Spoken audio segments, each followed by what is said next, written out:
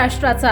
नमस्कार, मी गौरी। संध्या लाईव्ह मध्ये आपल्या सगळ्यांचं स्वागत। पुणे ग्रामीण जिल्ह्याच्या हद्दीमध्ये बेकायदेशीर शस्त्र बाळगणाऱ्या इसमाला अटक करून कारवाई करण्याच्या सूचना माननीय पोलीस अधीक्षक संदीप सिंह गिल यांनी स्थानिक गुन्हे शाखेच्या पथकाला दिल्या होत्या।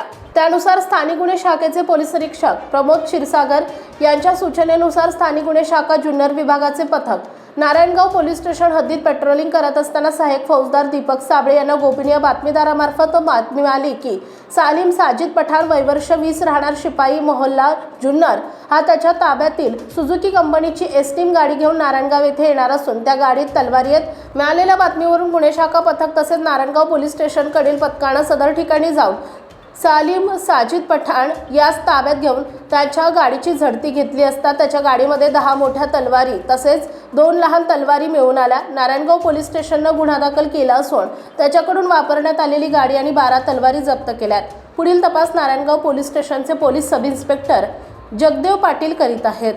संध्या लाईव्हसाठी प्रतिनिधी मंगेश पाटे, नारायणगाव। ताज्या आणि महत्त्वपूर्ण बातम्या पाहण्यासाठी आजच आमच्या संध्या लाईव्ह न्यूज चॅनलला यूट्यूबवर सबस्क्राईब करा आणि बेल आयकॉन प्रेस करा।